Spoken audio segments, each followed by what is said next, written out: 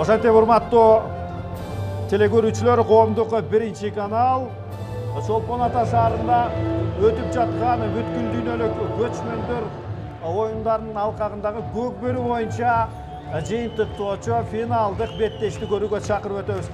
Кыргыз Республикасынын улуттук биринчи курамы менен экинчи курамасы жолугушат.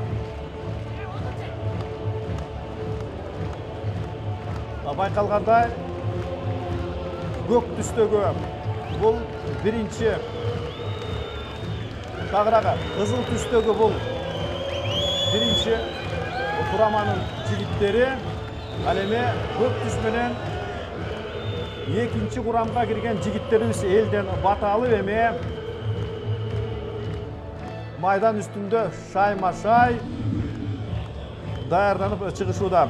Келиңиздер, тараптардын күжүрмөн курамы менен тааныштырып өтөлү. Кыргыз Республикасынын биринчи улуттук курамасылары кызыл түстөгү кийим менен. Биринчи Улан Кыбыраев, команданын капитаны. Экинчи Урмат Шерипбеков, үчүнчү Айден Сүйүнбаев, төртүнчү Марлис Койгелдиев, бешинчи Рустам Тыналиев, жетинчи Байыш Ниязов, сегизинчи Улан Насакеев, тогузунчу Урмат Раушан уулу, 10-чу Урмат Мусаев, 11-чи Белек Мукаев, 12-чи Анарбек уулу Сейитбек. Улуттук кураманын башкы насаатчылары Азиз Уралиев жана Ислам Тазабеков.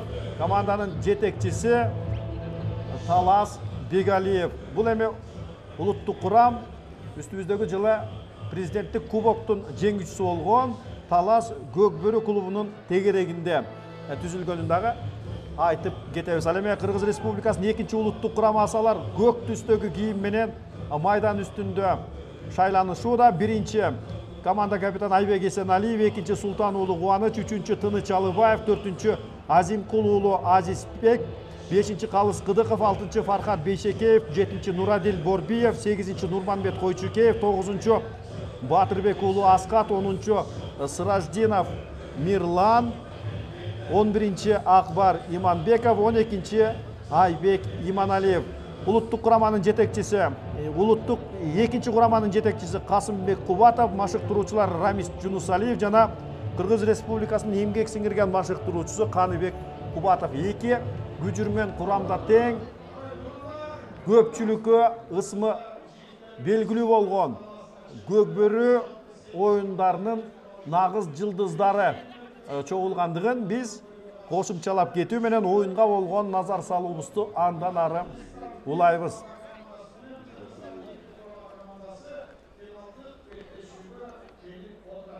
Ортодогу эл аралык даражадагы калыс бул Асылбек Шерибаев. Бул кезинде эл аралык даражадагы калыстык наамды өлкөбүздөгү эң биринчи болуп алган адис экенин дагы айтып өтсөм ашыктык кылбайт. Жана эми калыстын аз гана түшүндүрүүлөрүнөн кийин ортодогу топ башчылар кол алышып, чүчү кулак кармашып, кимиси кайсыл тайгазанды ээлейт. Бул эми көкбөрү оюну 20 мүнөттөн 3 бөлүккө бөлүнөт, ортодо 10 мүнөттүк тыныгы орун алып, негизги убакыт бүткөндөн кийин кайсыл тарап футболдогудай болуп атаандаштын тайгазанына көбүрөөк тайгазан улакты түшүрсө, ошол тарап утушка ээ болгон болот. Буга чейинки топтук оюндардагы топтогон упайлары бул финалдык беттеште ныпып эске алынбайт. Ошондуктан эки бири-бирине төп келген тараптардын оюну калыстын ышкырыгы менен башталып, шап кеттик эмес, урматтуу телекөрүүчүлөр.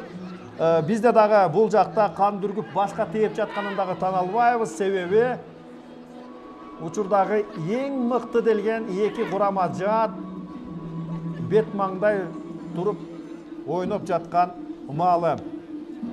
Көрүнүп тургандай, Кыргыз Республикасынын улуттук биринчи курамасында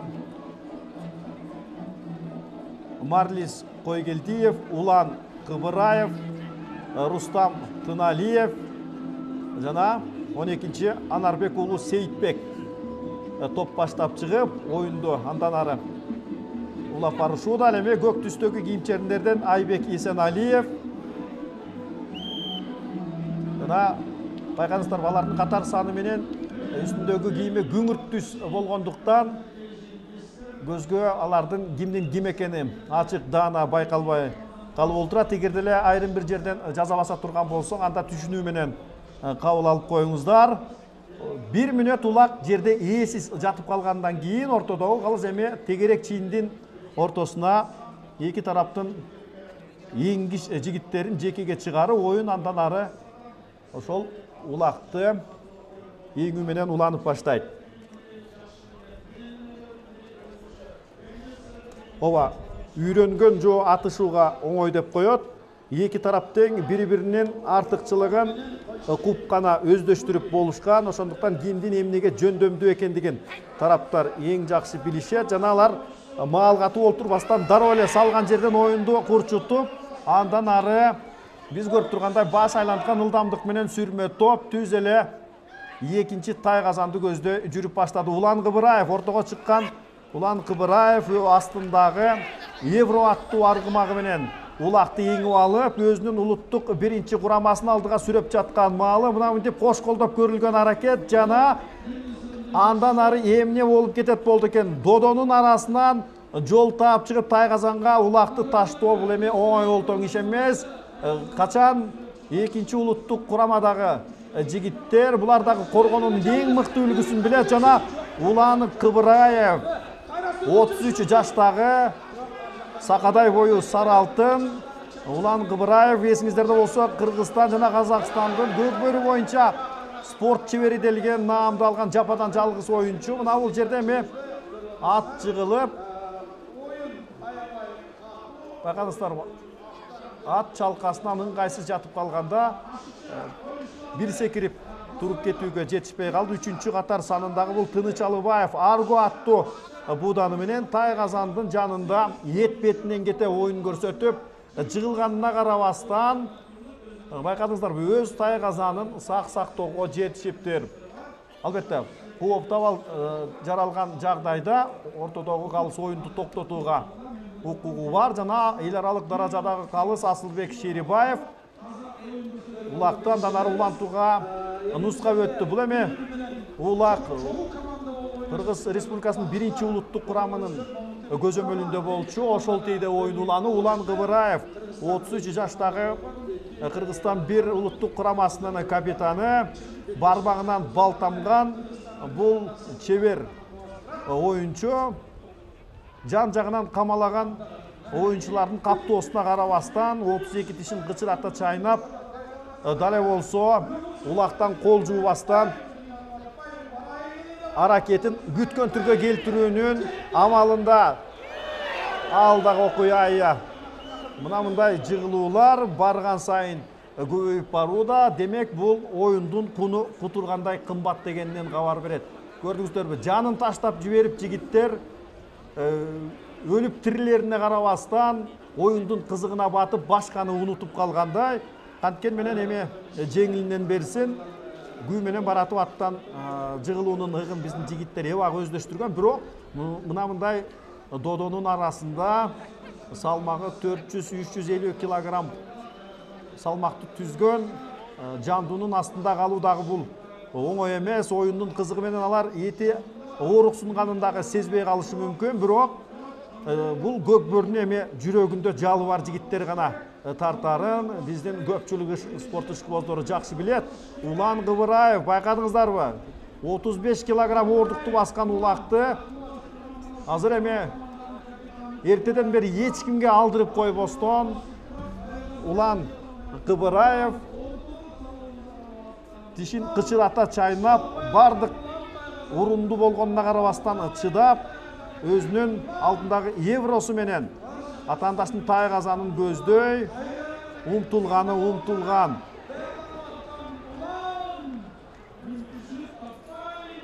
Ооба, канча убакытка чейин болсо дагы улакты алып жүрсө болот. Эми гана экинчи катар санындагы өзүнүн өнөктөш Урмат Шерипбековго Улан Кыбыраев улакты өткөрүп берди. Жана Рембо аттуу аргымагы менен Урмат Шерипбеков эмненин үстүнөн чыгат болду экен. Байкадыңыздарбы? Oyundun шығы азырынча Кызыл түстөгү Кыргыз Республикасынын биринчи улуттук кураманын көзөмөлүндө алар арыдан бери ат ойнотуп, жакшы эле тайгазанды көздөй аттын оозун салган, бирок бет маңдай чийиндин сыртына чыгып кеткенден кийин эл аралык даражадагы калыс Асылбек Шерибаев оюнду токтотуп, эми бардыгы тең Кыргызстан 2 улуттук курамасынын жанындагы тегерек чийиндин ичинде жекеге чыгуу менен оюн уланат. Жекеге чыгууда ошол эле Улан Кыбыраев чыгуусу толук мүмкүн. Себеби жок, азыр жерди аргымак минген 7-чи катар санындагы Байыш Ниязов Өзгөн районунан чыккан, бул эгиз кара күчү бар көкбөрүчүгө каршы. Кыргызстан 2 тараптан, бул жаңылбасам 2-чи катар сандагы Султан уулу Кубаныч Байтур аттуу аргымагы менен такымга баскан, бирок байкадыңыздарбы, Байыш Ниязов таш билек балбандардын бир экенин дагы бир жолу далилдеп, такымындагы улакты жулка тартып алып, көпчүлүктү таңдандырып койду. Баракелде Байыш Ниязов Достук клубунун көкбөрүчүсү, азыр эми туура өңөрүп ат жалына өктөп, аттын башын түз эле тайгазанды көздөй бурууда. Анын алдындагы япончик бул эми үстүндөгү ээси эмнени көксөп турганын айттырбай эле түшүнөт. Мына үнтү эми додонун арасында Байыш Ниязов дале болсо улакты эч кимге бербестен ээрдин кашына туура өңөрүп, эми атаандаштардын камалоосуна туш болуп олтурат. Кайрадан улак жерде. Оюмча урматтуу телекөрүүчүлөр, бул тармаштын чыңалыштуулугу сиздерге дагы берилип жатат болуш керек. Байкадыңыздарбы? Оюн эми Кыргызстан 2 улуттук курамасынын жарым талаасында көбүрөөк орун алууда. А мына бул жерде ээсиз калган улакты ийип кеткен бул Фархат Бейшекеев, 6-чы катар санындагы Суусамыр көкбөрү клубунун 25 жаштагы оюнчусу. Алдындагы кой күрөңүн оңду солду кеминип, улакты оң такымга бултактатып бастырып алды дагы. Атаандаштын талаасын көздөй аттын оозун бура салды, бирок куугунчу аны алыс узатпастан өз малында баса калып, сүрмө топ майдандын узата жээгине сүрүп салгандан кийин эми бул футбол тили менен айтканда аут.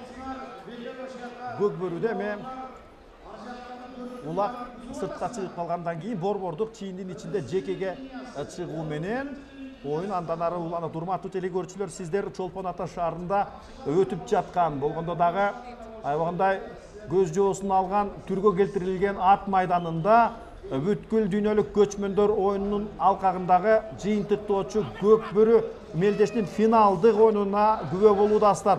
Ортого чыккан Нурманбет, тагыраагы Нурманбет Койчукеев, көк түстөгү Кыргызстан 2 курамасы жана Кыргызстан 1 улуттук курамасынан улакты ийип кеткен. Бул ким экенин азыр биз катар санын айрып таанып билгенден кийин жар салып өтөбүз.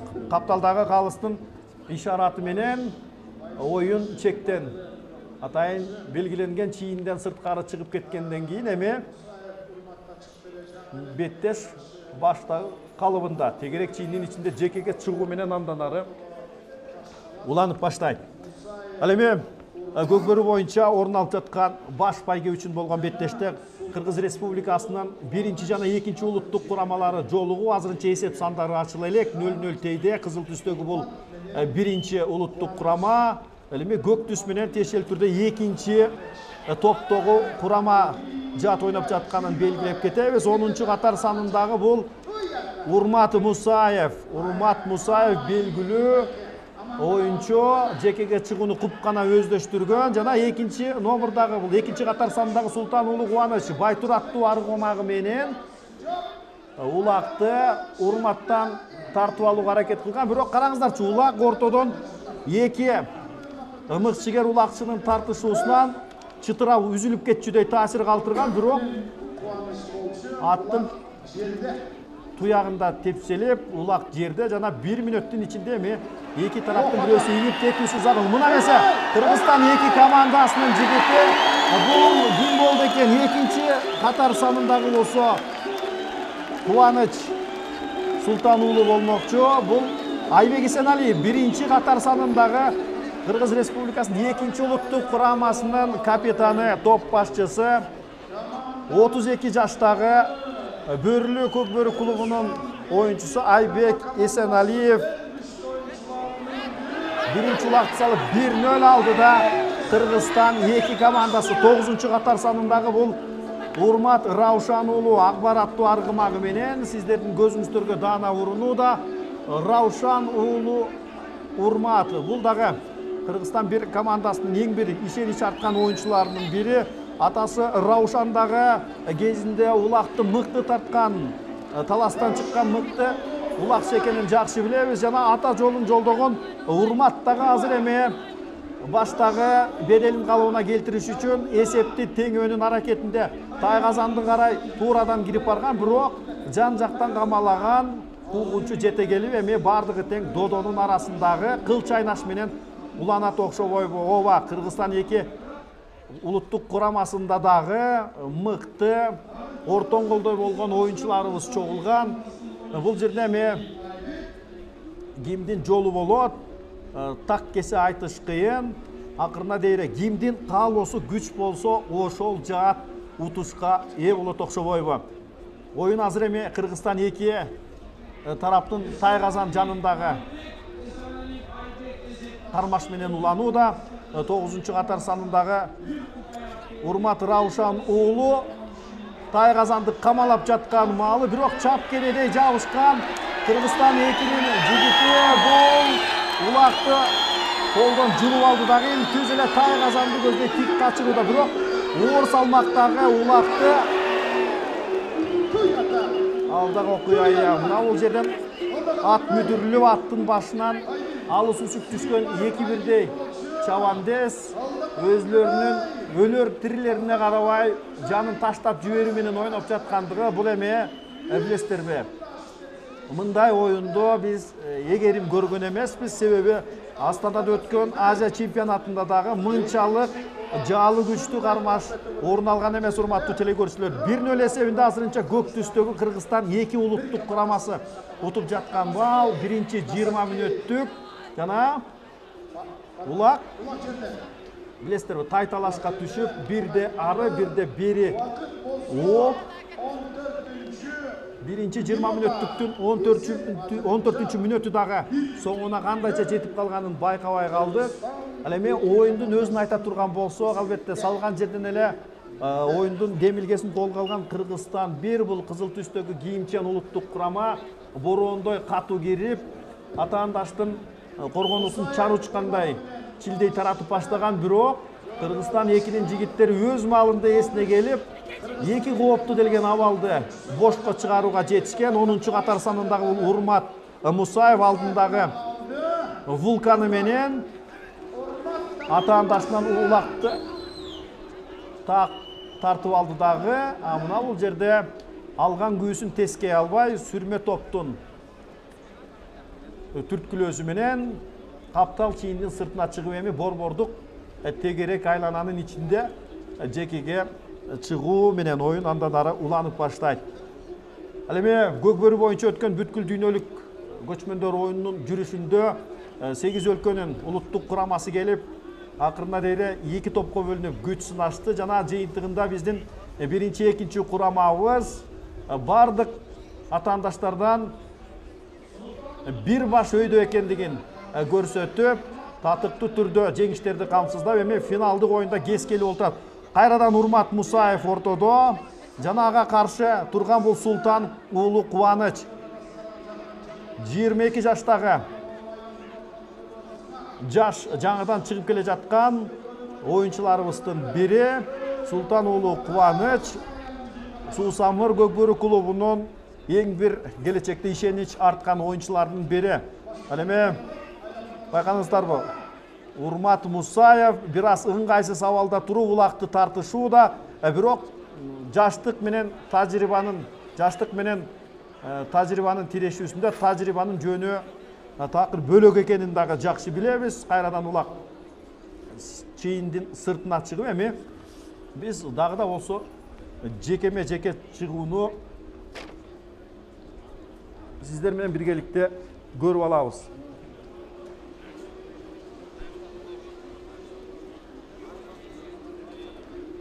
Кимде-ким жаңыдан коомдук биринчи каналга үңүлүп баштаган болсо, анда сиздер урматтуу телекөрүүчүлөр Чолпон Ата шаарындагы бүткүл дүйнөлүк көчмөндөр оюндарынан болгондо дагы көк бөрү боюнча өтүп жаткан мелдештин финалдык оюнуна ортоктошуп болуудастар. 8-чи катар санындагы бул Улан Насакеев өзүнүн ак жалы менен оюнга жандуу аралашып, учурдагы Бөрүлү командасынын оюнчусу ал дагы окуя мына бул жерден жогору ылдамдыкта бара жатып ат мүдүрүлүп, чабан десе аттын башынан алыс кеткени менен байкадыңыздарбы? Өзүнүн ыгы менен жыгылып, жарат алуудан алдаганча алыс болуп чыкты. Мындай жөндөм, мындай чеберчилик бир болсо биздин көк бөрү тарткан кыргыз жигиттеринде эле болсо керек. Азыр эми оюн токтолгондон кийин Улан Насакеевдин такымында болчу Ошолтейде уланып, азыр эми кызыл түстөгү Кыргызстан бир улуттук курамасы чабуулдук аракетти көрүп жаткан маал.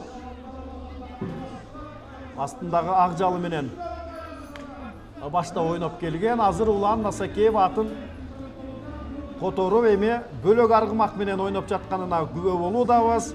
Оюндун куну канчалык кымбат экенин биз айтпасак деле көк бөрүчүлөр мыкты билишет. Жана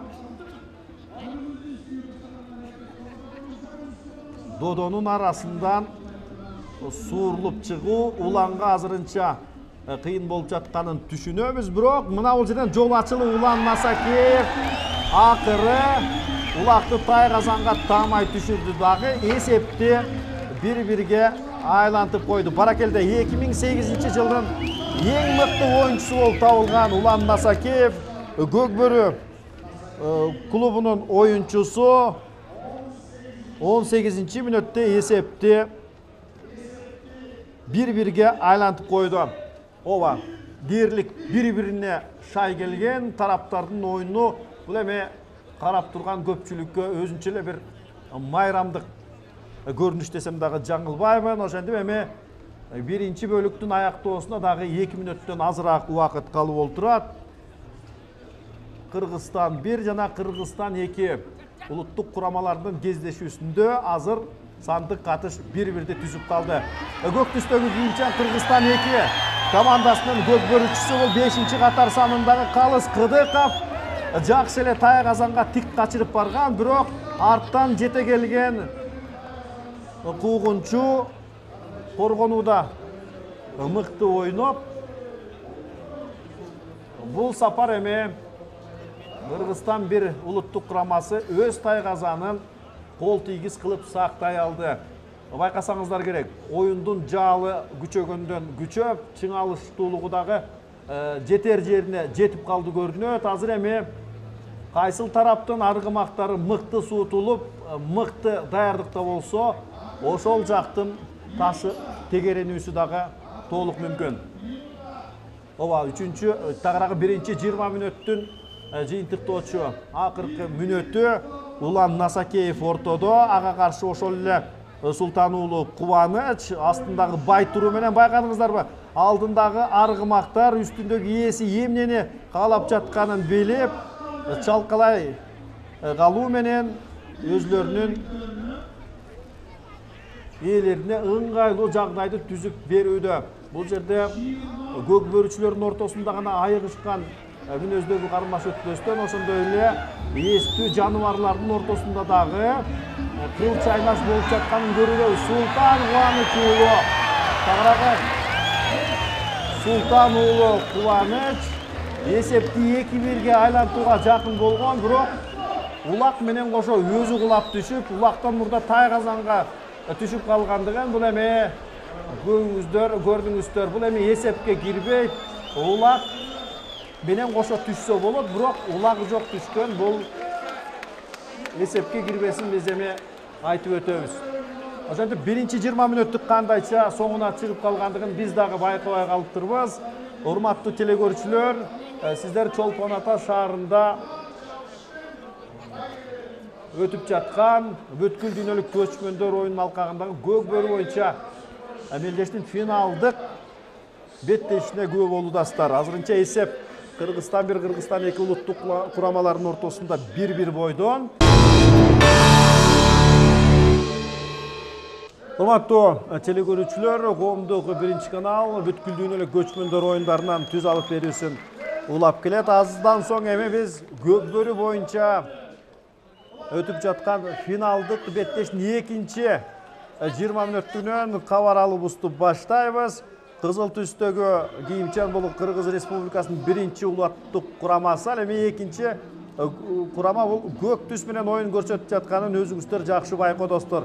Эсеп азырынча 1-1 адегенде Кыргызстан 2 курамасынан улакты 1 болуп Айбек Эсеналиев салган болсо, оюндун этегинде Кыргызстан бир тараптан Улан Насакеев керекке жарап, эсепти 1-1 айлантууга жетишкен. 12 катар санындагы бул Анарбек уулу Сейитбек улуттук кураманын эң жаш оюнчусу өзүнүн алдындагы Нимой аттуу аргымагы менен чыгып, эми оюндун жоопкерчилигин өз колуна алууга болгон аракетин көрүп отурабыз. Эми бул оюндарды, финалдык оюнду көрүүгө биз эми Кыргыз Республикасынын Көкбөрү Федерациясынын пресс катчысы, спорттук журналист табылды. Асыгалиев агабызды дагы кичинекей кеңсе студиябызга чакырганбыз. Дагы бир жолу саламатсызбы табылдагы? Азыр оюн укмуштуудай, чыңалыштуу мүнөзгө өтүп баштады. Табылдага ушундай бир аябагандай аянышпастан жанын таштап жиберип ойногон улакты биз оюнча көптөн бери көрө элек болчубуз да, туурабы? Себеби эмне деп ойлойсуз? Бул биздин негизги максат биринчи кезекте ар бир спорт оюнунда биринчи кезекте көрөрмандар үчүн ойнойт. Улакчыларыбыз дагы эле ошондой бүгүнкү финалдык оюндарда кызыктуу, кооз оюн тартуулап берели деген максатта. Албетте күчтүүлөрү жеңсин. Бул жерде эки командабыз бири-бирине тең келген команда деп өзүңүздөр көрдүңүздөр, кандай кызыктуу болуп атат. Тек гана эреже бузулбай, балдарыбыз жаракат албай, жакшы оюн көрсөтүп берсе, мына биздики жеңиш ошол болот. Ал эми бул командалардын кимиси жеңсе дагы биздин Кыргызстандын курама командасынын жеңиши болуп эсептелет. Албетте, Кыргыз Республикасынын 1 улуттук курамасына болгон мыктылар топтолгондугун дагы биз жакшы билебиз. Машыктыруучулар дагы тандап туруп, иргеп, андан кийин топ даярдыкты көрүшкөн. Бирок 1 курамга кирбей калган 2 улуттук кураманын мүчөлөрүндө дагы мындай бир билесиздерби, өзүлөрүнүн дагы мыкты экенин далилдөөгө болгон аракети күч. Ошондуктан салыштырып айтканда дымак бир аз көбүрөөк ушул тарапта десем дагы жаңылышпасак керек. Мүмкүн, өзүңүз айткандай, биз чындыгында эле биздин 1 курама командабызды А дегенде түптөгөнбүз. Бул жерде башынан айтылгандай, федерацияда быйылкы сезондун лидери Талас командасынын негизги оюнчулары, ошол 1 команданын негизи 5 оюнчусу экен ал жерде. Андан кийин ар бир командадан бизден бирден мыкты оюнчуларды, эми тренер, машыктыруучу өзүнүн көз карашына ылайыктуу өзүнүн командалык стилине жараша оюнчуларды тандап алган. Мүмкүн, сиз айткандай 2 сборныйда дагы биздин ошол эле курама командада балдар 1-ге татыктуу балдар эле бар болчу. Ал ортодо байкадыңыздарбы, кызыл түстөгү Кыргыз Республикасынын 1 улуттук курамасы оюндун шыгын өзүнө алып, өз эркин атаандашына таңуулоо менен оюндун көпчүлүк бөлүгүн эми атаандашынын тайгазан тегерегинде өткөрүп баштады. Ал эми көк түстөгү Кыргызстан 2 улуттук курамасы оюнду коргонууга курчутуп бүлөп, ошол бардык нерсени коргонуудан баштап жаткандыгын байкоодобуз. Албетте, бул жерде эми кимдин мыкты чабуулдук курамы бар курам менен мыкты коргоочулук жөндөмү бар улуттук кураманын кездешүүсүнө күбө болуудастар. Бул оюндун көпчүлүк бөлүгү Кыргызстан 2 тайгазан тегерегинде өтүүсү ошол 1 улуттук кураманын аргымактарынын мыкты экендигинен кабар бербейби? Ооба, өзүңүздөр байкагандай, ортодогу улакты көрдүңүздөр. Биздин негизги ортодо жеңүүчү Улан Кыбыраевдин Евро деген аты бар. Андан кийин азыр эми Урмат минип атат да, Урмат Мусаев. Ошондой эле 1 катарда мына Байыш өзүнүн Япончук деген аты менен Байыш Ниязов 1 курама командабыздын оюнчусу. Ортодогу аттары күчтүүрөөк болуш керек деп ойлойм.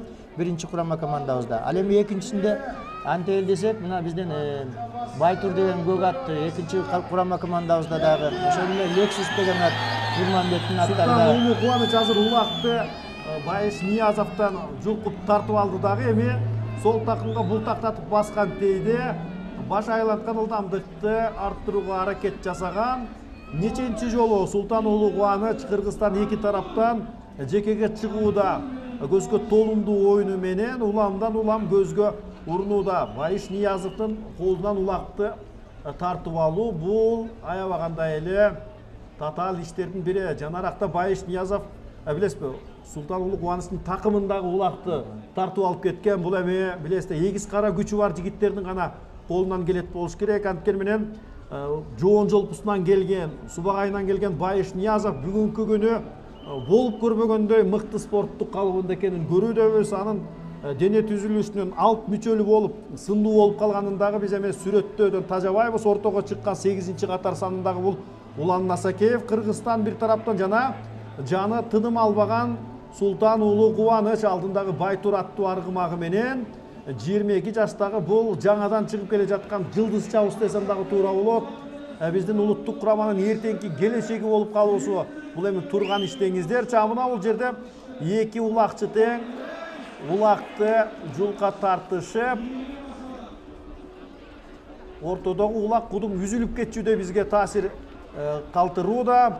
Султан Улуу Кубаныч байкадыңыздар, улакты такымга чала була болуп болсо дагы басып, андан кийин аттын оозун чукул кайрып кетүүгө аракет жасоодо. Бирок Улан Насакеевдин аргымагы керекке жарап такымга элпек болуп тургандыгын дагы өзүңүздөр байкай алдыңыздар. Азыр эми сүрмө топ келип, адатынча додонун арасындагы улакты аркы берки жулка тартышуулар көбүрөөк орун алып баштайт. Ооба, мына мынтип такымдашап жулка тартышуу ат жалынаөөктөй калып. Бул эми ары тобокелдүү иштеңиздерчи, ошентсе дагы оюндун кызуусуна кирип бөлөктү унуткарып калган жигиттерибиз азыр аң дөңдү карабастан жанын таштап жиберүү менен оюндун кунарын ушундай бир көтөрүп коюп жаткандыгы бул эми көз көрүнө. Эсеп дале болсо, урматтуу телекөрүүчүлөр, 1-1 бойдон биринчи 20 мүнөттүктө ташталган улактардан кийин биз чыңалыштуу кармаштан бөлөк иштиктүү улакты көрө элекпиз. Бирок билесиздерби, мындай бири-бирине тең келген атаандаштарда көп улактын жаралуусуна биз эми мындай бир күбө боло албай калышыбыз мүмкүн. Бирок оюндун чыңалыштуулугу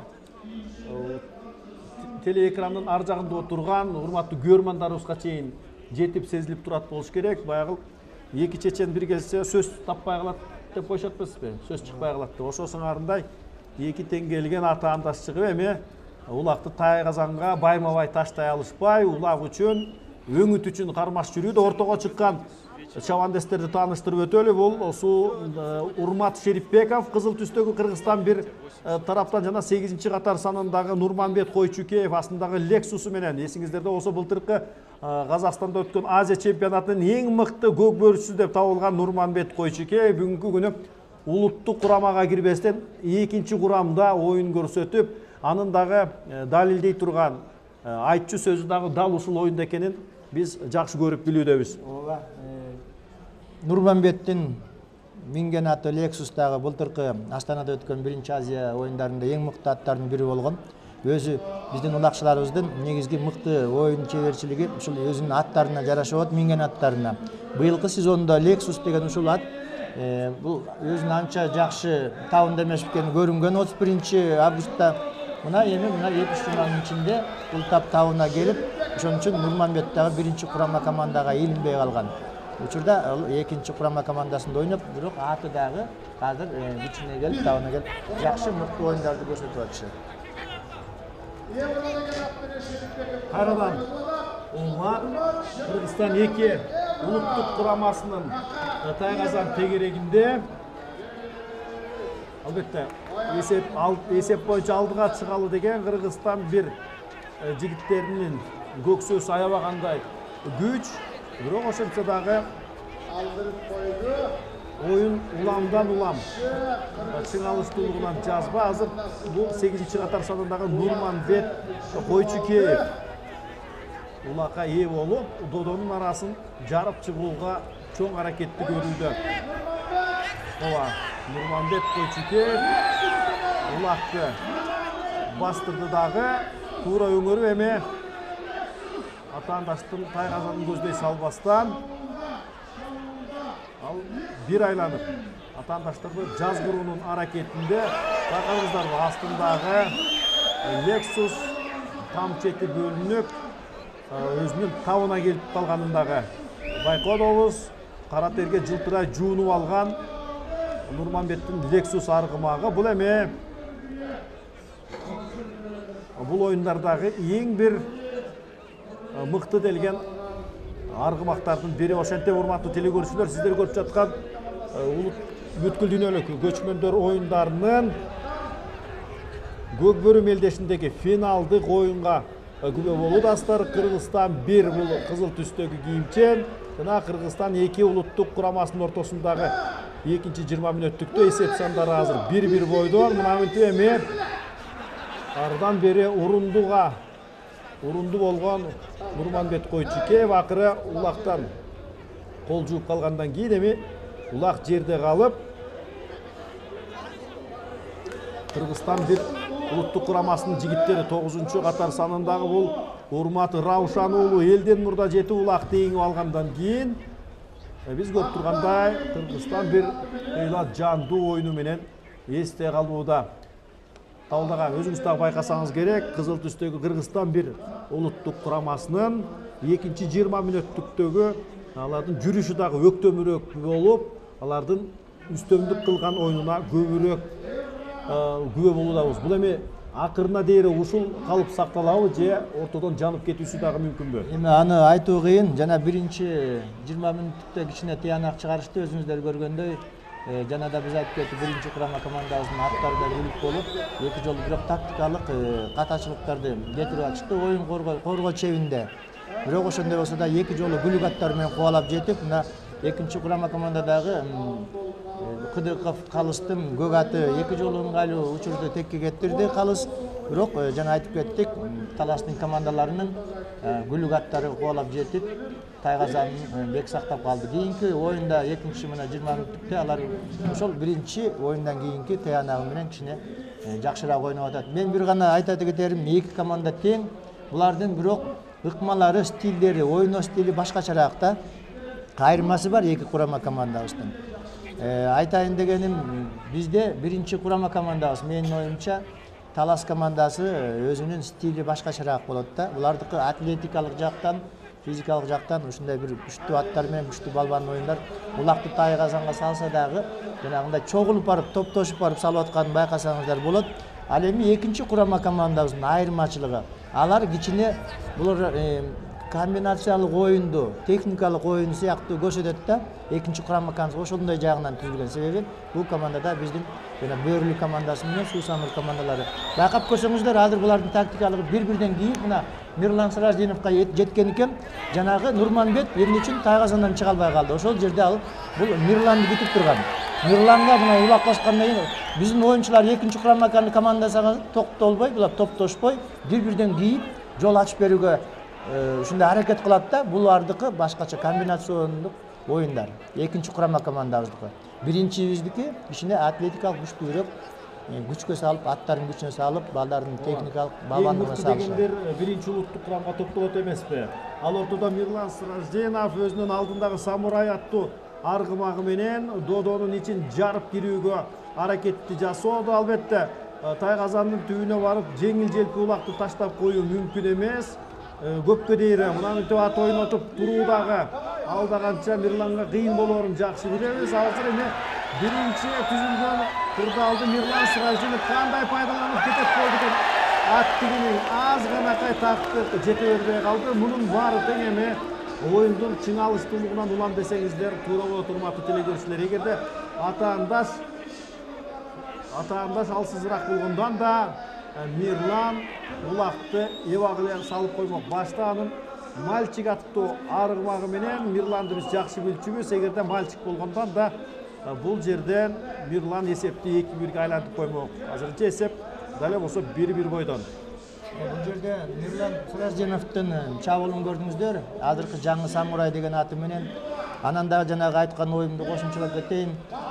Эгерде биздин улак азыр биринчи курама команда чабуулда болгондо ошол Тайгазан жанынан чыкмак эмес. Ошол жерде күчкө салып, аттарын күчүнө салып, экөөлөп, үчөөлөп салганга аракет кылмак. Ал эми мына биздин экинчи курама командабыз. Байкадыңыздар, бир чабуул ишке ашпай калды. Жанагы Мирлан Сираждин улак менен ошол жерге токтоп, Тайгазан жанында турбастан кайрадан оюндун талаанын ортосуна чейин чыгып, кандай бир дененирээк жол аштырып, ушундай кылып ойноп атышат да. Бул жанагы комбинациялык оюн тартуулашат экинчи курама команда. Мына ушундай айырмачылыктарын байкаса болот. Азыр ортого чыккан, жекеге чыккан оюнчулар ошол эле Султан уулу Кубаныч, Кыргызстан 2 улуттук курамасынан эң бир көзгө басар оюнчусу, астындагы Байттуру менен улакты Байыш тагыраак Улан Кыбыраевдин өзүнөн эңип алууга чоң аракетти жасоодо. Биз билебиз, Улан Кыбыраев бул аябагандай мыкты еңгич, улуттук биринчи кураманын капитаны. Азыр эми такымдаша 2 улакчы арыдан бери тартышып турганча тегерек чийиндин сыртынан чыкмайын, капталдагы жандоочулар оюнга аралашпайт. Азыр эми улакты Улан Кыбыраев майдандын сыртына сүрүп чыгарып абдан туура иш кылды. Себеби анын колу улакка ыңгайсыз болуп жетип калган. Эгерде эле оюндун ортосунан тартышкандан да Султан уулу Кубанычка кыйла ыңгайлуу болуп калмаган. Эми кайрадан тегерек чийиндин ичинде жекеге чыгуу менен оюн уланып, 7-чи катар санындагы Байыш Ниязов өзүнүн япончиги менен оюнга аралашып, жекеге чыгууда мына бүтүп эми баштагы алдырган мөөрөйүн кайра Байыш Кубанычтан тартып алып, Кыргызстан бир улуттук курамасынын чабуулу өз күчүнө кирип баштады. Албетте, бул курамга салыштырмалуу түрдө күчтүү көкбөрүчүлөр, күчтүү аттар топтолду дегендей. Азыр эми Байыш Ниязов Додонун арасында жалгыз өзү жиреп кирип, Тайгазанды көздөй жол табуунун аракетинде. Байыш азыр эми өзүнүн жете келген өнөктөштөрүнө эртерээк аты тыңыраак болгон көкбөрүчүгө өткөрүп берди дагы. Эми мына эмесе, мындай жөөлөшүп түртүшүүдө айрым бир чалыгып калган аттар капталдап кулап каларындагы көрүп билүүдөбүз. Бир эмес 2 чабандес ээрден ошу. Азыр эми ортодогу эл аралык даражадагы калыс Асылбек Шерибаев жекеге чыгаруунун астында ооз 2 эскертүүлөрүн берип, кимиси эреже бузса 2 мүнөттүк мамыга байлап коет. Бирок эреже эч кандай бузулган жок. Улак менен Кыргызстан 2 улуттук курамасы болчу. Жана алар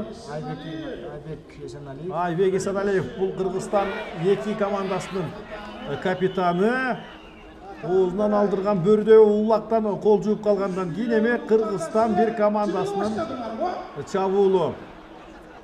Улакты тартып алууда дагы эрежени бузбоо шарт. Мунун бардыгына тыкыр көз салып турган калыс эми өз чечимин байма-бай кабыл алып отурат. Анарбек уулу Сейитбек 12-чи катар санындагы бул Кыргызстан 1 улуттук курамасынын оюнчусу. Астындагы Немой аттуу жерде бууданы менен түз эле Тайгазанды коздой учуп күйүп жөнөп барууда.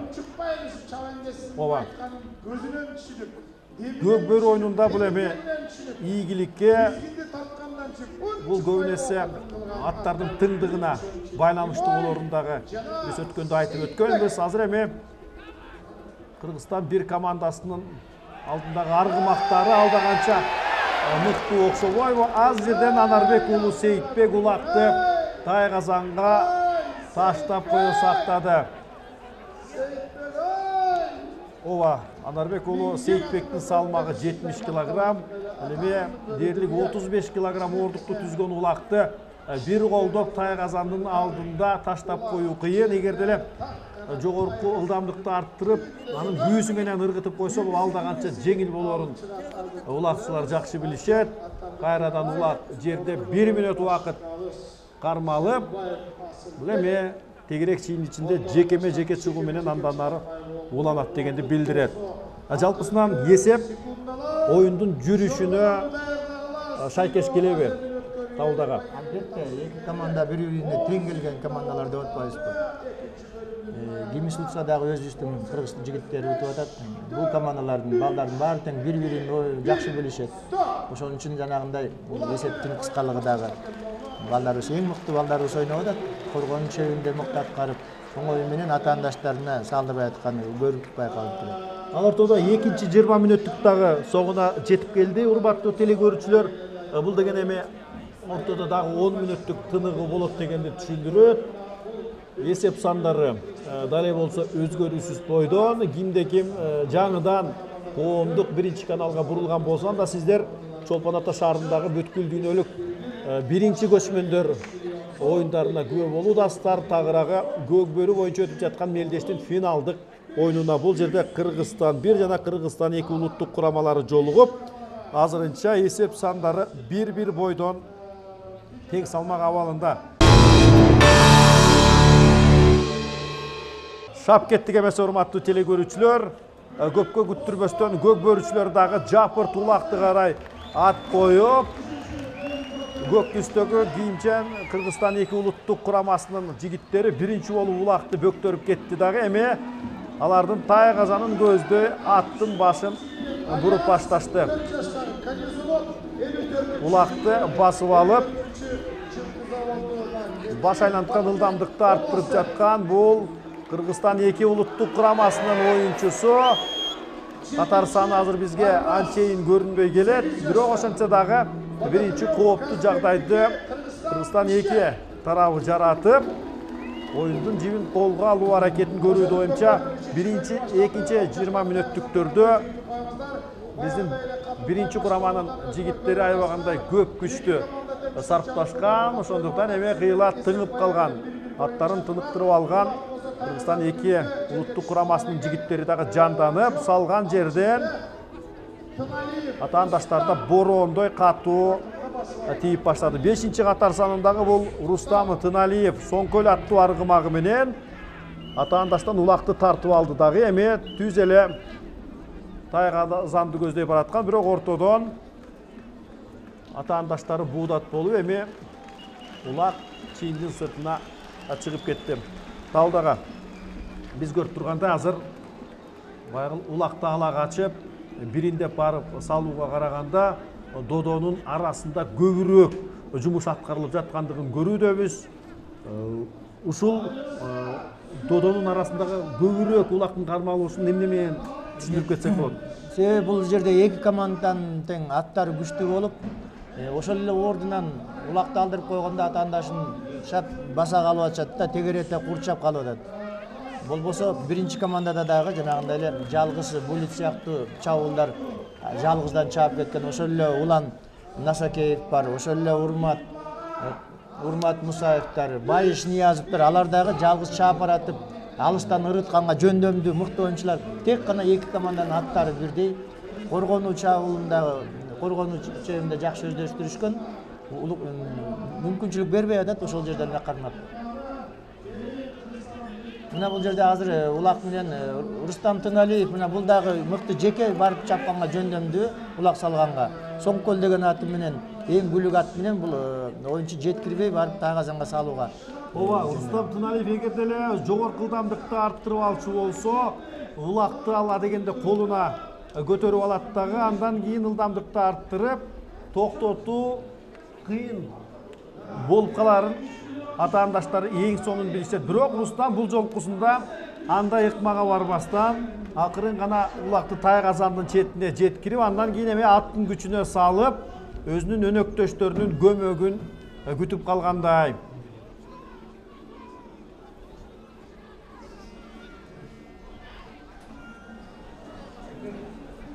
Бул жерде 3-чү катар санындагы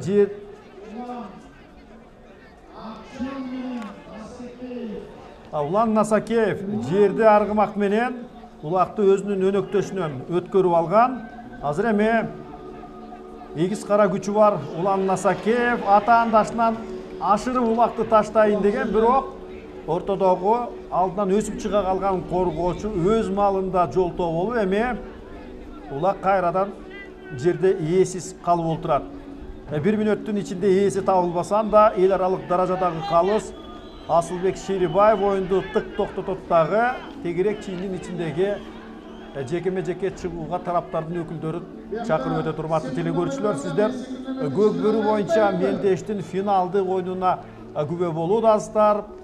Кыргызстан 1 жана Кыргызстан 2 улуттук курамаларынын ортосундагы беттеште эсеп сандары 1-1 бойдон. Кызыл түстө Кыргызстан 1, көк түс менен Кыргызстан 2 улуттук курамасынын жигиттери оюн көрсөтүшүүдө. Ортого чыккан бул Байыш Ниязов, Кыргызстан 1 улуттук курамасы тараптан, ага каршы ошол эле Султан уулу Кубаныч өзүнүн Байтур аттуу аргымагы менен даңк талаштырган чагы десем дагы туура болот. Ооба. Султан уулу Кубанычты улам-улам ортого чыгара берип, чалыктырып албайбы деген дагы суроо туулбай койбойт. Талдага. Андай болушу да мүмкүн, бирок эми айла жок. Ушул башка мына мыкты оюнчулар Улан Кыбырай 1-катардагы 7-номерде Байыштарга тең келген ошол Кубаныч болбой, өзүнүн аты менен Байтур. Жана айтып атпайсыз, 1-курама командабызда жекеме-жекеге чыккан аттар күчтүүрөөк. Ошон үчүн аларга тең келген 1-курама, 2-курама командада ошол 2-чи Кубанычтын эле аты Байтур деген ат болуп атат окшойт. Андан тышкары Нурмамбетов, Кочкеев Нурмамбеттин аты бар, Lexus деген. Бирок бул жагынан 1-курама командасынын аттары мыкты. Багадыздар, Байыш Ниязов жоон жолпусунан келген, бул билегинде таш билек балбаныбыз, жанына эч кимди жуутпастан, жан жактан камалаган каршылаштарына кабагым кашым дебестен улакты тай казандын түбүнө чейин жеткирип келди. Азыр эми капталдан келген колдоочулары, өнөктөштөрдүн жардамы аркасында улакты таштабаса, жалгыз Байыш эми көптүн көзүнө чаң чача албайт. Ошондуктан ал диштенип Урматы Мусаев жете келип Байышка көмөктү жакындан көрсөтүүдө. Бул аракет эмне менен жыйынтыкталат болду экен. Көк түс кийимчен бул Кыргызстан 2 улуттук курамасы оргонуп аракет кылган Урмат Мусаев менен Байыш Ниязов 2-чи улакты өз командасына жазып койду. 2-1 алдыда Кыргызстан 1 улуттук курамасы. Айтпадык беле, Байыш Ниязовдун минген аты дагы мыкты, өзү дагы эң күчтүү балбан жигиттердин бири, биздин атактуу оюнчубуз Байыш Ниязов деген жигит. 2-1 урматтуу телекөрүүчүлөр, кызыл түс кийимчен Кыргызстан 1 улуттук курамасы алдыга чыгып баштады. Чабуулдун башында туруп берген Байыш Ниязов жыйынтыгында Урмат Мусаевдин көмөгү аркасында эсепти 2-1 айлантып, учурда алар алдыга чыгып калган маалы. Ооба. 2-1 эсебиндеги бул сандык катыш туруктуу деп айтыш кыйын. Аябагандай тайгак. Оюмча мен бир аз эти ачынып калган Кыргыз Республикасынын 2-чи улуттук курамасы дагы бардыгер күчүн ортого салып, жоопту улакты атаандашын тай казанына жеткирүүгө чоң аракетти көрөрү. Бул эми турган иштеңиздерчи. Кайрадан Султан уулу Кубаныч, ошол эле Байыш Ниязов менен жаңылбасам, бул Улан Кыбыраев. Биринчи улуттук кураманын капитаны Улан Кыбыраев улакты шапкана илип алып, бул жерде капталдан келген туура эмес койдурган оюнчу 2 мүнөттүк жазага кириптер болушу керек. Эгерде эле ортодогу эл аралык даражадагы калыс Асылбек Шерибаев бул аракетти чектен чыккан деп тапкан болсо, анда 2 мүнөттүк жаза мамыга тиешелүү оюнчу кириптер болот. Бирок биздин көрүшүбүзчө анчалык орой коюн болгон эмес. Мына эми улак жекеге чыгуу менен андан ары уланат. Ошого орто кошуп эле Кубаныч Султан уулу жана Байыш Ниязов чыгып, бул сапар эми Кубаныч улакты сол такымга бастырганга жетишкен, бирок Байыш Ниязов байкадыңыздарбы? Ыңгайсыз жагынан болсо дагы улакты шыйрактан алып, Кубанычтын аргымагын бура бастырбай тык токтотуп коюп отурат. Бул эми жоон билек эгиз кара күчү бар жигиттердин гана колунан келе турган өнөр. Эң башкысы азыр Султан уулу Кубанычка тизгин буруп бөлүнүп кетүү шарт. Буга жол бербей турган Байыш Ниязовдун дагы күчтүүлүгүнө биз таң бербей кое албайбыз. Азыр улакка ээ болгон Кыргызстан 2 улуттук курамасы Султан уулу Кубаныч улакты өзүнүн өнөктөшүнө өз маалында өткөрүп бере салды. Бул Мирлан Сыраждинов самурай аттуу аргымагы менен ат ойнотуп, азыр ал бир далай каршылаштардын шаштысын алат болуш керек. Мирлан улакка ээ болду дегичекти.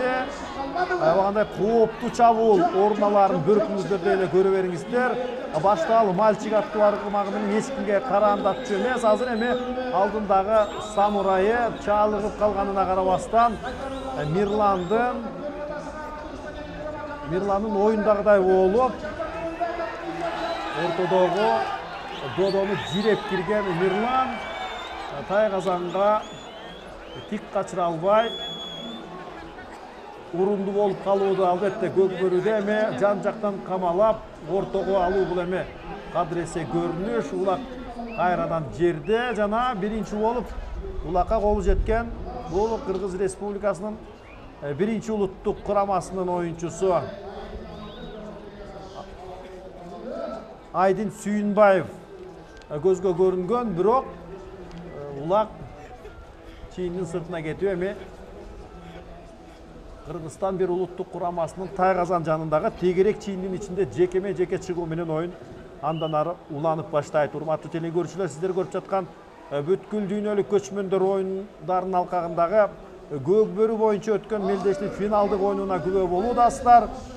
Кыргызстан 1, улуттук курамасы 2-1 эсебинде алдыда келе жаткан маалы улакты эңип алган бул Султан уулу Кубаныч, 22 жаштагы Суусамыр көкбөрү клубунун оюнчусу.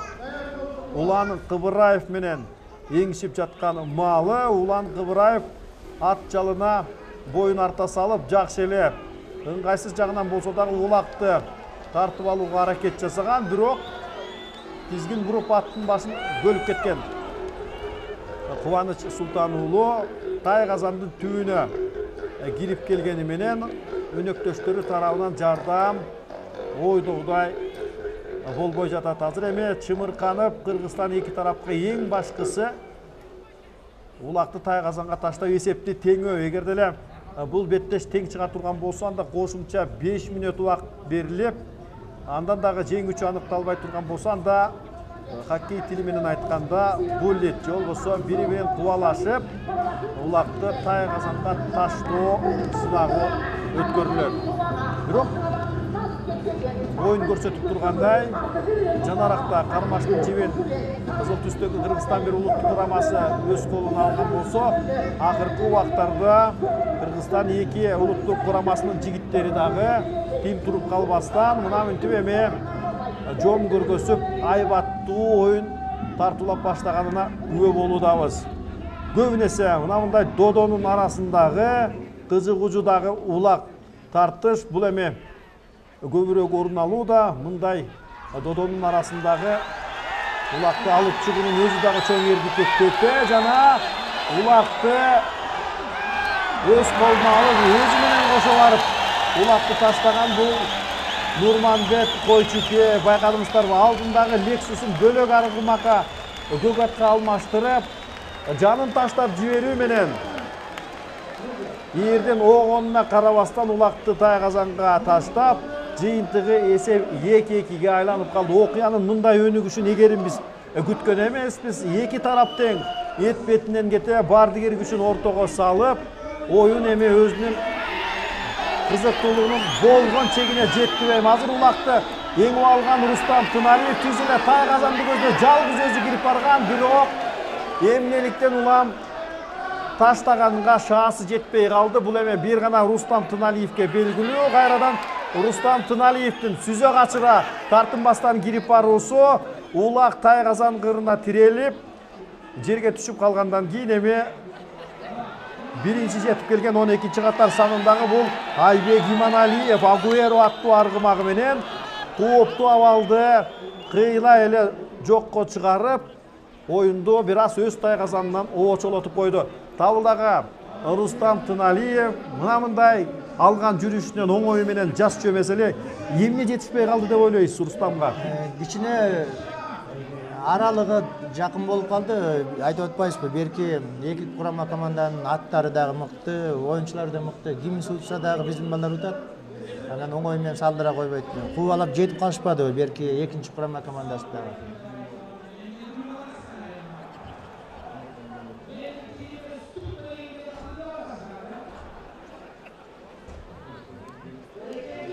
Бардыгын байкап турушат оюнчулар, кимди тосор экен баары тең үйдө сүйлөшүлгөн, айтылган. Кайсы оюнчу, кайсы атаандашын кармаш керек, кандай болгон чабуулдарды өздөштүрүш керек. Бул жерде кичине чукул болуп, эгерде алыстан аралыктан чапканда, бул Соңкөл деген ат жарык төш, мурда Гүлүк болчу, өзүңөрдөр билесиңер. Куйручуктун 150 жылдыгында бул Гүлүк чабылган, Аламан байге чабылып, кийин көкпөргө өткөн эң Гүлүк аттардын бири.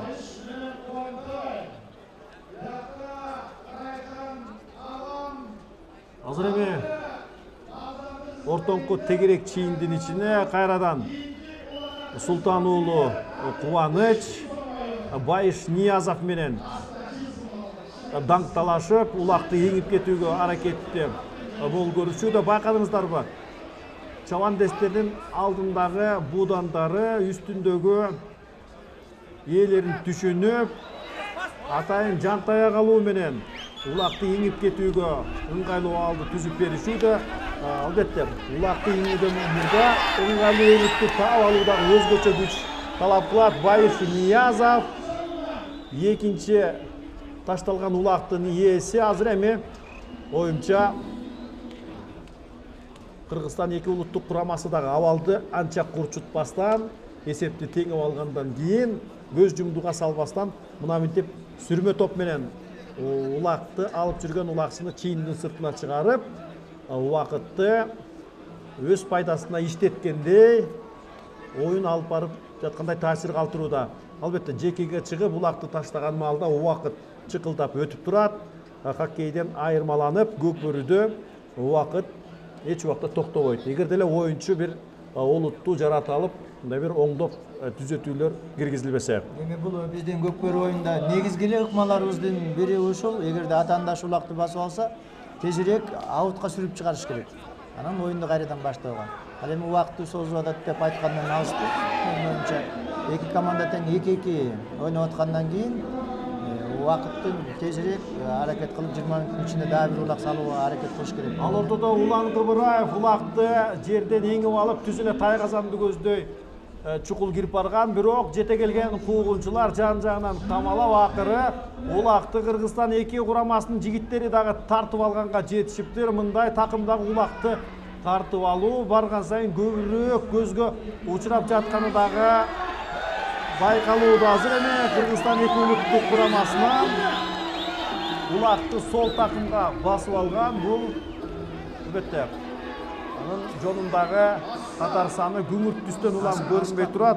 11-чи Батырбек уулу Аскат, Жок, Нурманбет көктөрүп көк ат менен. Атын алмаштырган Нурманбет Койчукеев азыр эми тапатаңдан зыр коюшка абалды акмалап турган маалы. Рустам Тыналиев ага көгөндөлүп, жанынан кеткен жабышып калганга карабастан жол таап чыккан Нурманбет Койчукеев баш айланткан ылдамдык менен тартынбастан сүзөн ачырып кирип барууда жана Нурманбеттин улакты таштаганга даярдай албай калгандыгына күбө болуп өттүк. Өзүңүздөр байкадыңыздарбы, азыркы улак чабуулда мына Кыргызстан эки командасы кайрадан чабуулду ортодон баштаган турат. Өнөктөрү жол ачып бериш керек, бири-бирден кийип. Ал эми биринчи курама командабыз жанагындай эле додо менен чогулар экилеп, үчөйлөп салганга аракет кылат. Экинчи курама командасынын айырмачылыгы булар комбинациялык оюнду көбүрөөк өздөштүрүшкөн. Негизги Бөрүлүм менен Суусамырдын оюнчулар стили бирдей да. Ал эми байкадыңыздарбы? Нурманбет Койчукеевдин колунан улакты жаңылбасам бул Рустам Туналиев тартып алды болуш керек. Чапкенедей жабышып бул ооба биринчи катар санындагы улан, экинчи катар санындагы Урмат Шерипбеков алдындагы Рембо аттуу аргымагы менен Нурманбет Койчукеевден жула тартып кетүүгө аракет жасаган, бирок Нурманбет Койчукеев дагы бекеринен Азиянын мыкты оюнчусу атанбаса керектир. Ал дагы акырда дейре көкмелтей мүнөзү менен улактан кол жуубастан кийиндин сыртына чыгып кеткен. Ошентип экинчи, үчүнчү жыйынтыктоочу 20 мүнөттүктагы акыркы көз ирмемдерине жетип келди. Эгер деле тең чыга турган болсом да кошумча 5 мүнөттөн 2 бөлүктөн турган оюн орун алат. 10 мүнөттүн ичинде жеңүүчү такталбаса, анда бирин-бирин кубалашып, улакты салуу, бул эме булит деп дагы жүрүшөт. Ошол Көкбөрүнүн булитин дагы көрүп калуубуз толук мүмкүн. Бирок алдыдагы 10 мүнөттүн ичинде дагы болуп көрбөгөндөй кызуу оюн орун алышы шарт. Ооба 5 секундда убакыт калды. Бул жерде эми миң кылган менен абал өзгөрбөйт.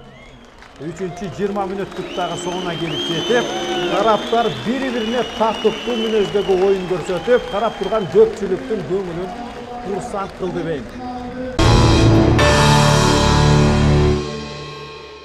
Көпчүлүктүн күткөнү дагы бүгүнкү финалдык беттештин жеңүүчүсү ким болот деген суроо.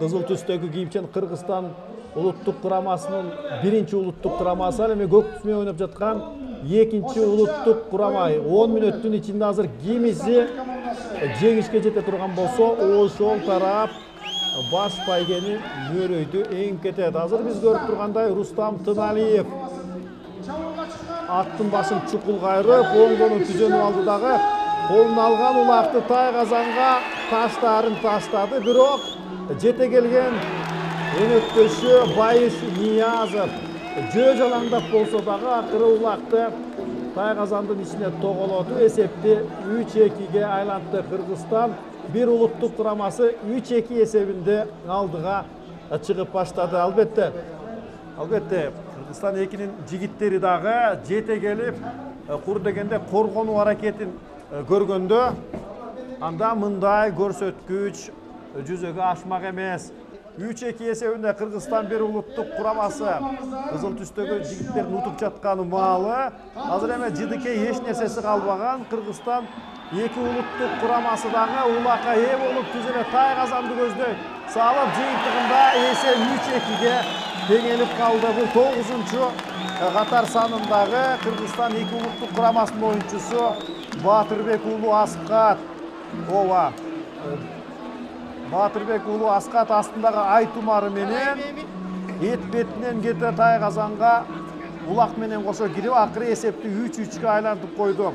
Улуттук курамабыздын эң жаш оюнчусу бул Батырбек уулу Аскат болгону 20 жашка эми гана толуп олтурат. Суусамыр Көкбөрүк клубунун чабандеси өз күйөрмандарынын намысына жарап эсеп 3-3-ке айланып калды. Урматтуу телекөрүүчүлөр, мындай окуянын өнүгүүшүн эгерим эч ким күткөн эмес. Азыр эме жердеги улакка жапырт ат коюшуп, тараптар өз бактысын сыноодо. Кайрадан улакка биринчи Кыргызстан экинин голу жеткени менен улак жерде жана 1 мүнөттүн ичинде бул улакты ээси табылышы керек. Жаш балдар ойноп жатып атпайсызбы? Биздин Кыргызстан экинчи командабызда 18ге толуу элек балабыз бар. 4-чү номердеги Анаке деген бала ноябрь айында 18ге толот. 17 жаштагы балабыз ойноп атат десек. Мына улактын жашарып баратканын көрдүңөр, улакчыларыбыздын. Улак менен Кыргызстан эки улуттук курамасынын оюнчусу Айбек Эсеналиев Жаңылбасам бұл Улан Насакеев, байқадыңыздарбы? Улақты тақымдаша жұлқа тартып алып, астындағы ақ жалы менен оңды солды қамчырып, түзелі атаандаштардың жарым таласын көздөй, баш айланған ылдамдыққа арттыру менен Тайқазанға чықыл кирип барды, жананын Ирактан таштаған улағы көп етіп Тайқазанға тамайды. Жүр есеп 4-3 урматтуу телевизиялар.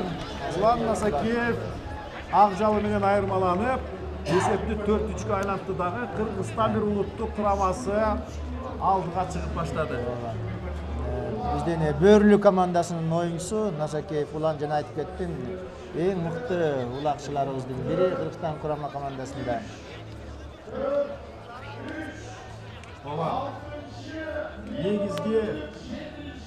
Негизги убакытта болгон 2ден улак салышкан тараптар кошумча берилген 10 мүнөттүн ичинен арыдан бери көбүрөөк улактын эсебин таап жаткандыгы бул эми оюндун угуну канчалык кымбат экенинен кабар берет. Мына бул жерде улакты бөктөрүп алган бул ошол эле Аскат жаңылбасам Батырбек уулу Аскат жанын таштап жиберүү менен жалгыз өзү оюндун жоопкерчилигин колго алууга аракет жасагандай, анын алдындагы аргымагы Айтумар Самор Көкбөрү клубунун чабандеси жалгыз өзү Кыргызстан бир улуттук курамасына каршы туруп жаткандай таасир калтырат. Себеби кошумча берилген 10 мүнөттүн ичинде Аскат керекке жараба эсепти теңеген болчу, бирок азыр эми таптал чийиндин сыртына чыгып кеткенден кийин жекеге чыгуу менен оюн уланат. 8-мүнөт аягына келип жетти. Азыр эми Кыргызстан бир улуттук курамасын баш байгеден болгону 2 мүнөт гана убакыт ажыратып турат. 2 мүнөттүн ичинде 2 эмес 3 улак салып жиберсе болорун көкбөрүчүлөр жакшы билет. Ошондуктан Байыш Ниязов улакты акырын гана жерден жогору алып, убакытты өз курамына иштетип баштады. Албетте, улакты эми такымдагы улакты тартып алуу берки экинчи курамданын жигиттерине кыйынга турат окшобойбу. Мына мүнтүп эми чийиндин сыртына улам-улам чыгып туруу бул убакыттын азаюусуна алып келет деңиздерчи. Бул болсо убакыттын өтүшү Кыргызстан бирдин жеңишке жетүү болгон мүмкүнчүлүгүн өстүрөт дегенди билдирет. Кайрадан жекеге чыгуу, ошол эле эгиз кара күчү бар Байыш Ниязов эч кыйынчылыксыз улакты сол такымга басты дагы. Эми тартылбаштан атаандаштын Тайказанына туурадан кирип барууда Байыш Ниязов улак менен жана анын таштоого болгон аракетине жете келген куркунчу чапкенедей жабышып жолтоо болууда. Бирок Байыш Ниязов кантсе дагы улактан кол жуубастан акырына дейре улак менен болуп, бирок чийиндин сыртына кетип эми оюнча Кыргызстан бир улуттук курамасынын баш байгеге ээ болуу мүмкүнчүлүгү көз ирмем сайын жогорулап барууда. Азыр эми жаңылбасам акыркы 10 мүнөттүккө дагы кезек келип жетип калды окшойт. Жекеге чыгуу Көкбөрүдө сиз да жакшы билесиздер, хоккейдегидей болуп убакыт токтотулуп турбайт, тынымсыз чыкылдап өтүп турат жана улакты алып келгичектин ортодон дагы убакыт жоголуп, Кыргызстан эки улуттук курамасынын жеңишке болгон ишеними салаадан чууруган суу сымал азайып, түгөнүп бара жатканын өзүңүздөр дагы жакшы көрүүдөсүздөр. Кайрадан улак үчүн болгон жеңиш жана туура өңөрүп алган бул экинчи катар санындагы Султан уулу Кубаныч. 30 секундтун ичинде эми көк түс кийимчен Кыргызстан эки улуттук курамасы бирдин үстүнөн чыкпаса, Кыргызстан бирди токтотуу кыйынга туруп калды көрүнөт. Мына эмесе Тайказанды жандай чаап өткөн бул Урмат Мусаев. Урмат Мусаев тагыраагы 9-чу Урмат Раушан уулу. Ошентип убакыт согуна чыкты, урматтуу теле көрүүчүлөр. Көкбөрү боюнча бүткүл дүйнөлүк көчмөндөр оюнунун алкагында өткөн мелдештин жеңүүчүсү бул Кыргызстан бир улуттук курамасы.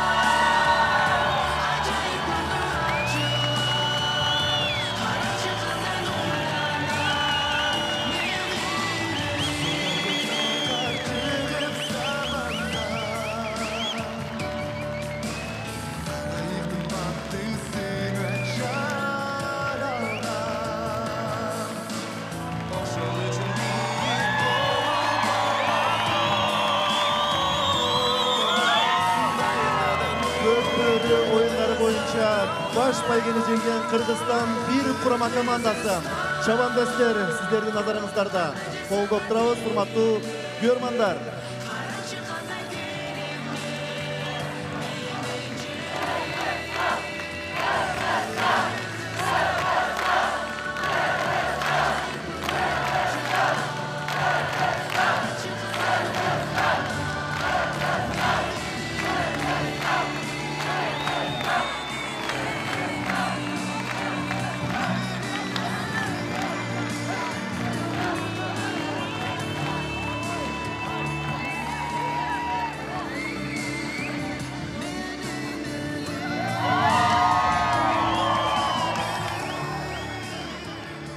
Кыргызстан бир курама командасы. Алтын медальдин ээлери. Уважаемые гости, давайте поприветствуем золотых медалистов. Команда Кыргызстан-1 по көкбөрү.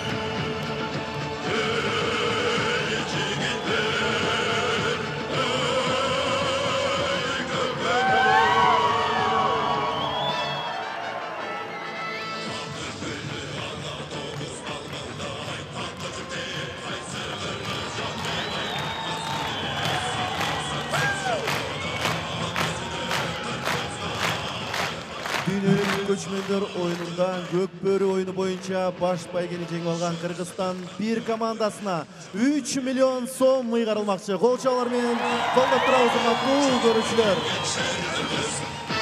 За первое место в состязаниях по көкбөрү вручается сертификат в 3 миллиона сомов.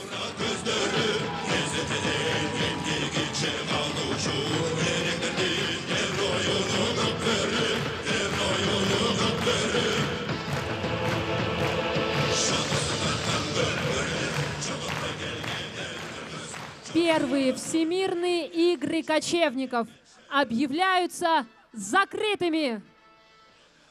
Дүйнөлүк көчмөндөр oyunu ayağına gelip жетти.